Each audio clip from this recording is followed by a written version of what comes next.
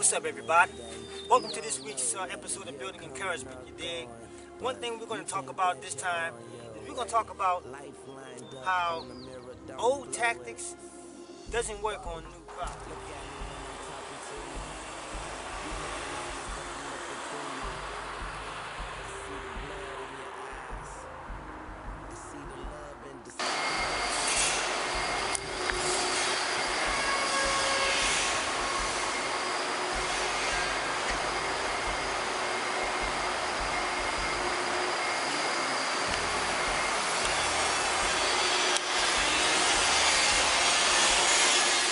Time when you gotta be able to rethink a certain way of dealing with a certain issue. You know, the things we have going on right now today, it wasn't going on like that so many years back. It probably was, but it's nothing like how it is right now. You know, some years back. And I guess some organizations and some people really think that the approach of doing things that they used to do, like the old time way, is gonna help, you know, solve the problems and the issues and the epidemics that we have going on right now. But I'm here to tell you that that's not gonna work. No, it's not gonna work. Let me tell you one of the best examples when it comes to, like, let's say, old tactics and new problems. But how about this here? Okay. I remember back in the old times, right? This is like thousands of years ago, right? When they made wine, because wine was fermented, right? You never put new skin wraps on old bottles of wine, or you don't put old wraps on new bottles of wine. It just doesn't work. It does. What's up, everybody? Happy New Year's to everybody. It's January 1st, 2012. The first day of the new year. Right now it's about 7 o'clock in the morning. Thought I'd come out here by the water. This is how I celebrate my New Year. Right here. No distractions, no fireworks, no gunshots, no noise, no nothing. It's just me. I'm the only one standing right where I'm at right now. I'm right here at Seacliff Beach. I'm the only soul right now standing where I'm standing. There's nobody around here. Nobody. Not a soul. And it feels good. It's just me and open water. It really feels good to be a part of this project. This is a beautiful job right here, you know. And, I mean, it feels good to be a part of the city, man. And it feels good to be able to work on a project such as this here, because it, you know, represents the city, and it's a hospital. It's a place where people is going to get help. You know what I'm saying? People are going to get services provided to from at this location right here. Their lives are going to be saved, and it's going to be for children. You feel me? So I feel good. Like I said, man, I feel blessed to be a part of this project. You dig? It feels great. You feel me? And just, I mean, you know what I'm saying? Just for being a resident here in the city of San Francisco, that's what got me this project. That's what got me this. You know, God blessed me in order to be a part of this magnificent project, and I feel good to be here. You feel me? I mean, it's a beautiful job. I love the guys I work with. You dig?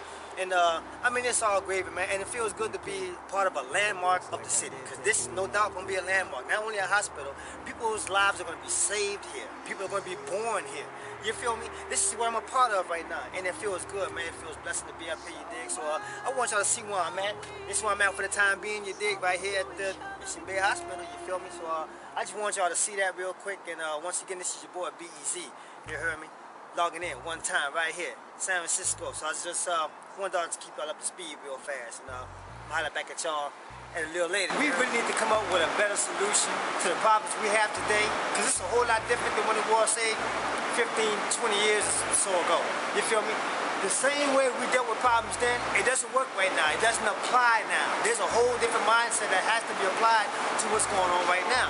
And the only way to do that is to blend in with the masses. There's got to come to play when we have to be able to recognize the fact of knowing, man, where we have to combat today's situations right now with the problems that people are going through right now. We got to find a more systematic way of approaching that in modern times. We have to be able to know how to decipher, to know which tactic can we use from the old. Can we use from the old to benefit the new? You dig? Because it's not going to agree with one another. It's just not going to agree. It's just not going to agree with one another. You dig? There should be other thinkers out here. They should have room for other powerful minds to come to play to try to help solve the issues that we have today that can hopefully be no longer a problem for tomorrow. You feel me? Because that's all we want to do. We just want to live. Everybody wants to survive. You feel me? That's what it's all about. I don't think there's nobody that wakes up with an intention to want to die that day. I don't think so. I mean, You tell me one. Unless it's those that really thought of contemplating committing suicide or something like that, then that's a different story. But not everybody's like that.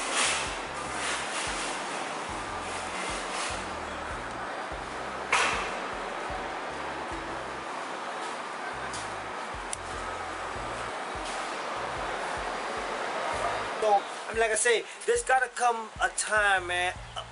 The time has got to be now. I'm telling you, man, the time has got to be right now in order to make all this come to play. Because other than that, it's gonna be a lot. It's gonna be more years. More people are gonna suffer. More people are gonna wonder what they're gonna do with their lives, and it's just gonna be a downward spiral of people doing the worst. You feel me? And I mean, if there's a way that we can put a stop to that, then we should be able to do that. You feel me? And all ideas need to come to the table. So this is why I don't agree with when people that always advertise. Look, man, we need strong people, man. We need some solid individuals. We need some people to step up and help us, man. We need some people to help deal with these situations. Well, when you got some people that look you in the eyes and straight tell you, look here, man, I'm here to help you. You feel me? I'm here to help you, not to hurt you. I'm here to help you. You feel me? A lot of people like to just not, you know what I'm saying? They turn the blind ear, or they turn the deaf ear to that. You feel me? They turn a deaf ear to that. You feel me? And that's wrong. I mean, that's wrong, man. I mean, how you gonna advocate trying to find somebody to do right, but yet when the person approaches you with that, you seem to not know. How can you go to them? How can you come at them? You feel me? There's a different tactic. There's a different way of knowing how to proceed in order to be able to combat a situation, man. I mean, like I said, man, we can talk about this here until we're blue in the face, but until we come up with a solution to make things happen, man, ain't nothing's gonna work. You feel me? Ain't nothing's gonna work. You feel me? I mean, everybody can try, can say and try all day long. We're gonna pass out Bibles to try to help stop the killings, or we're gonna do marches from block to block to help stop violence, or stuff like that. But that can help like a little bit. You never talked him up. It's like you never prayed for this individual, and yet he just walked right through your front door, looking him straight in the face. But it's the same person that you've been asking for, you've been wanting to see for a long time. But now when they finally approach you, it's just wrong. I mean, like, how about this here? Okay, there was one time that I could say is this here. Okay, there was a meeting that I was involved in. This was down in New Orleans some years back. And the meeting was about trying to help curb all the violence that's been going on out in the streets of New Orleans, because it was getting crazy. This was before Hurricane Katrina. This was like years before that. Murder rate was going skyrocket, you feel me? Dudes was getting killed like it was the new thing to do. So this radio station, well, a couple radio stations had came together, and they decided to come up with a little meeting to where we can have a meeting of the minds to try to find out what type of solutions can we do to fight against all this urban violence, you did? Well, I ended up going to that meeting. I came there, you feel me? And I was listening to a few of the ideas that was kicked around. Well, I was representing me and my brother, because me and my brother, we was doing a positive thing down in New Orleans, you did? We made a CD, and we was going into high schools, we was going into different functions, Juneteenth festivals, and we was doing performances, you dig? And it came out successful. It was great, you feel me? And well, I went to that meeting. My brother wasn't able to show up, so I ended up showing up. And I ended up telling the people, when I finally got my hand raised up for me to say something, I said, well, look, there's this little thing that me and my brother trying to put on that we've been working on actually for a while, and we're getting into high schools with this type of information, and we got certain songs that's going toward the youth. Why, as soon as I was saying that, I got cut off, because one of the local rap artists that was in New Orleans that stood up and said something to the degree like, well, you know what? This is where meetings always turn for the worst. Somebody always got to pull out egos because they're trying to sell CDs, sell records and stuff like that. And I mean, the dude straight shut me down and say, well, look, man, we ain't got time for none of that. You can go ahead with you trying to hype, you're trying to sell your records and everything, but go somewhere else with that. I said, hold on, partner. I ain't got no CD to sell, neither you or nobody else in this room. I thought this was supposed to be a meeting of the minds. All I did was brought my idea of what me and my